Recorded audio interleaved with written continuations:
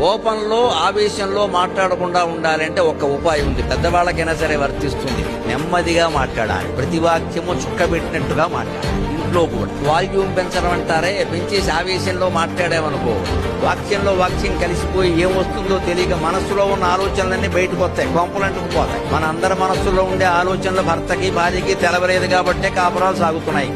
ఎప్పుడు ఆవేశంలో ఏమొచ్చేస్తుందంటే లోపల మాట బయటకు వచ్చేస్తుంది, ఆ వేగంలో వస్తుందండి. నెమ్మదిగా మాట్లాడండి.